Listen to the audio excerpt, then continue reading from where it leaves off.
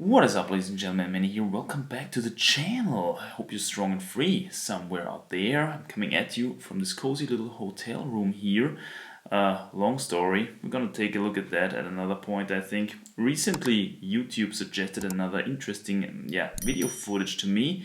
Toby Roberts on Perfecto Mundo. Remember when we talked about Toby Roberts after the Olympics, how he won the Olympics and how I made this video about his genetics and stuff like that? I predicted that we're gonna see some pretty amazing stuff outdoor climbing wise, on real rock from the sky in the near future. And lo and behold, it happened already. Okay, we get this beautiful Perfecto Mundo shot. It's a 9B plus in Margalef in Spain, first ascended by Megos. And this shot from Toby Roberts, where he climbs to the top but then actually falls, but we're gonna take a look at that, is kind of indicative of how superior his morphology and his genetics again are. We're gonna see that when we compare this shot with other shots, with other really good, really gifted climbers in the climbing world, who also either already red pointed or still projecting this route. Okay, so I would say let's take a look at the first ascentist of the route, which is Megos. There is this like almost an hour-long docu of him talking about red pointing and stuff like that and how it's all amazing. And at the end of it, the highlight was that he sent Perfecto Mundo, and I think he sent it like he had to project it outstandingly long for his circumstances. I think over 10 days or something, he mentions in the documentary. And we're gonna see that when he climbs it, he's got it really, well dialed, really well down, how the beta works and everything. Let's check it out here real quickly. So yeah, we got the emotional music going, obviously. The route starts with a pretty steep start, but quite good holds. Then we got this rest, and then we have this really intense run through this very steep crux here, as you can see. It's a lot of letting feet go. As we know, sometimes, keeping your feet on the wall is not necessarily the most efficient way to do things. Bang, here we got a nice swing out again. Dynamic move into this edge. Unfortunately, we never get a uncut shot, unless from Toby Roberts. And we have this really significant crux move from this one finger pocket with the right hand to this pinch with left hand. And Alex actually manages to stick this move here without even having to jump completely, keeping his right foot on the wall, which is kind of impressive. Letting feet go here again.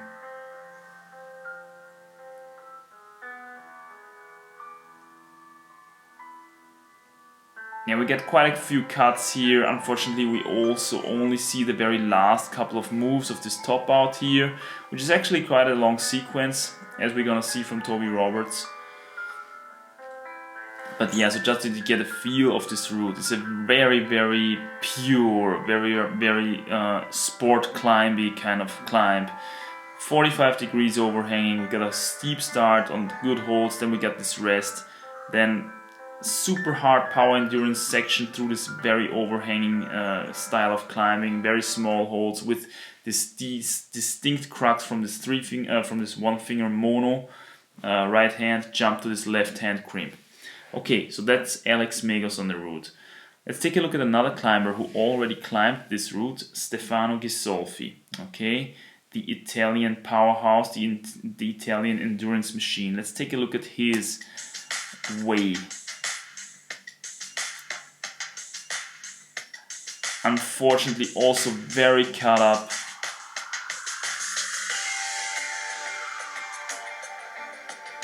You can see him here, very snappy, very dynamic.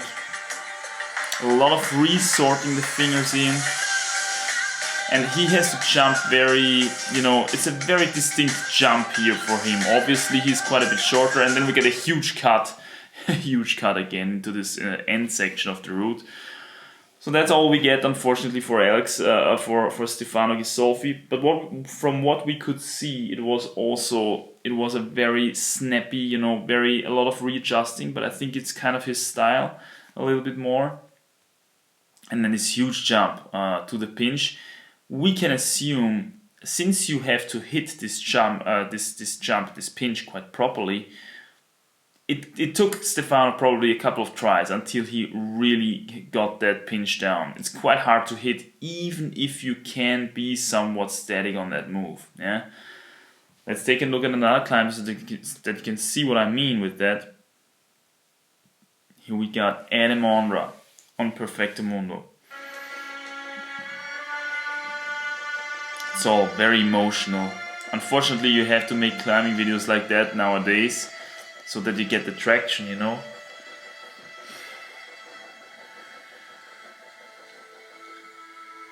You can literally feel how gravity pulls him down here. Bang. As you can see, although he's quite long, he doesn't have to jump necessarily, but he's got this...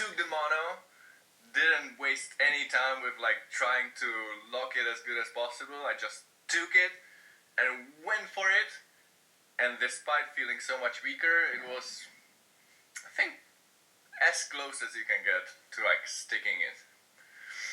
And I think that's very, very important. So he's got quite a couple of disadvantages on this route. First of all, he's quite tall. He's, you know, strength to body weight wise, he's definitely more on the body weight kind of side compared to the other climbers that we just saw. And he's also got these bigger hands, you know, quite bigger hands, thicker fingers. Probably for him, you know, getting that mono dialed was also quite a bit harder than for the other climbers. And then also hitting that pinch with all fingers at the right place. Obviously it's bigger if you have a small pinch like that. It's bigger if you have big hands to hit that pinch properly.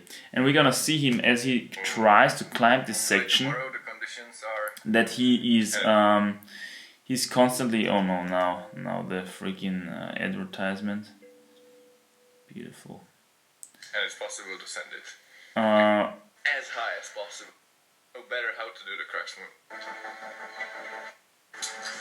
We're gonna see as he keeps trying it that he constantly has this problem of like hitting that pinch properly. And again we see Adam style climbing here, really just very efficient, not wasting too much time with keeping the feet on the wall. Now he's making a little mistake here, unfortunately. And that's why he stops this attempt right away. I think on the very first shot here, there was one sequence where we see him climbing just absolutely perfectly again, as we know it from Adam. Now he starts into the sequence. Bang. Now you can see how fast he really... Look at how fast, man, his right hand was here. He's just faster on this sequence than all the other climbers that we've seen so far. Just super fast. Oh, nice, perfect. Skipping the draw. Okay, everybody skipped the draw. It's not really a... Yeah, nice. Bang. Looks really, really solid here.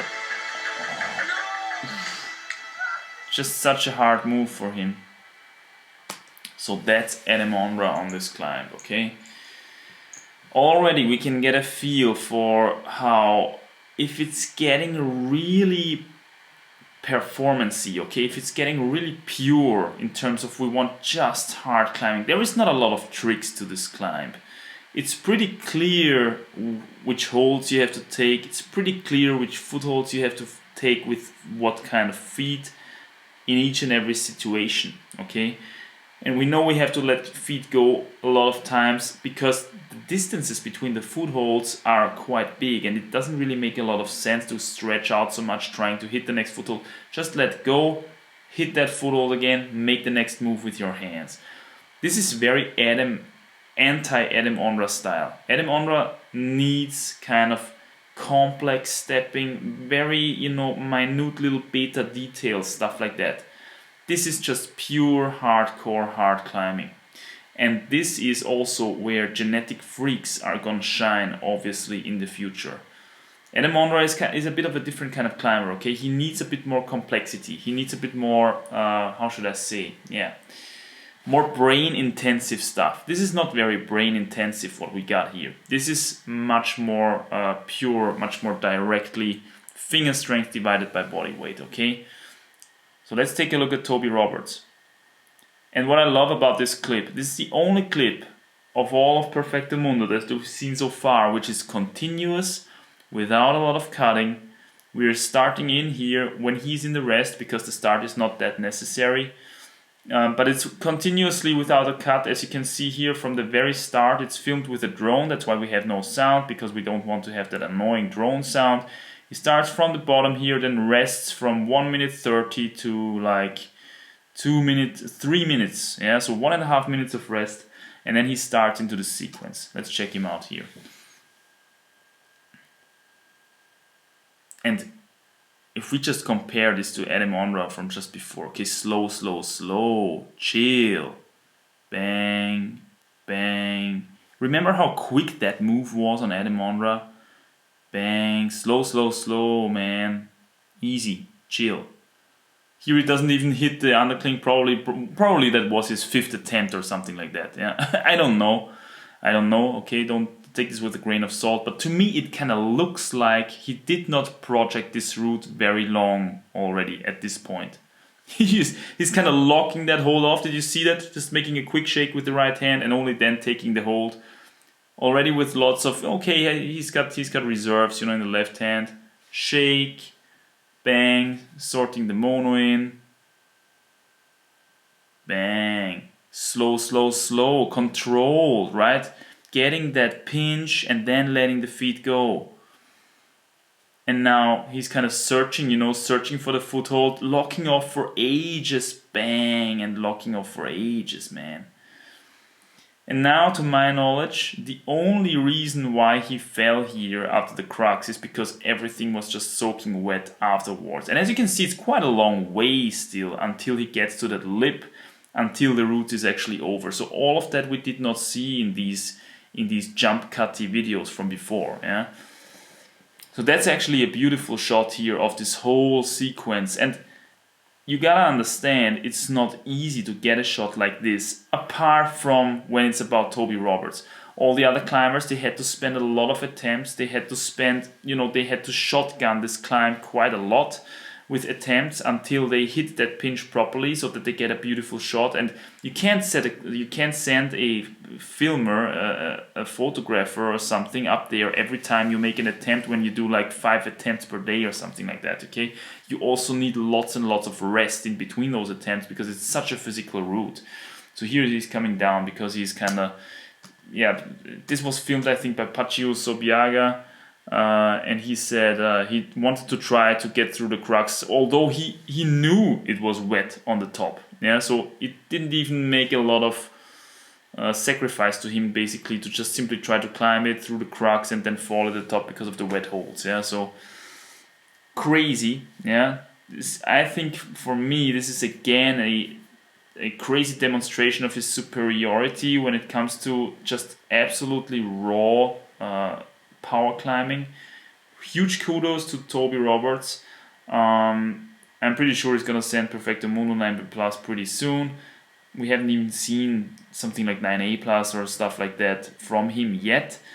This guy should right away go to Flatanger and try all the hardest climbs there, and I'm pretty sure he would be pretty successful in doing that also pretty soon. Yeah. As you can see, he's still slow, still very controlled. Let's look at that again, yeah, from where he's starting out of that little rest there. Just so controlled. Like, look at these couple of moves, man. Let's go back to Adam Ondra one more time and check that out. Like, what did these moves look like on Adam Ondra? Let's try to get it here again. Bang, bang, bang. Foop. Like, quick, man. Did you see that? How quick that was? Bang, hitting the undercling nicely. Like, Toby Roberts didn't even hit the undercling, man. Bang. This is where, you know, I think now comes the move. Yeah. you can really see that Adam Ondra needs to go through the sequence as quickly as possible, man, because it's just too much, too steep, too much, too little finger strength divided by body weight, you know what I mean?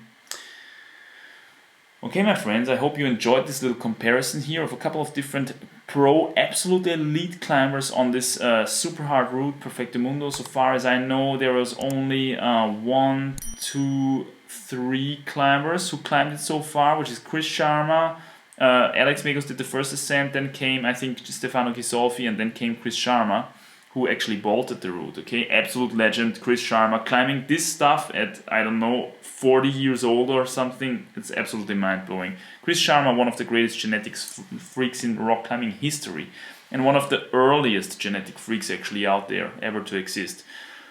Anyway, hope you enjoyed the little comparison. My friends, we'll see and hear us pretty soon. Stay strong out there. Bye.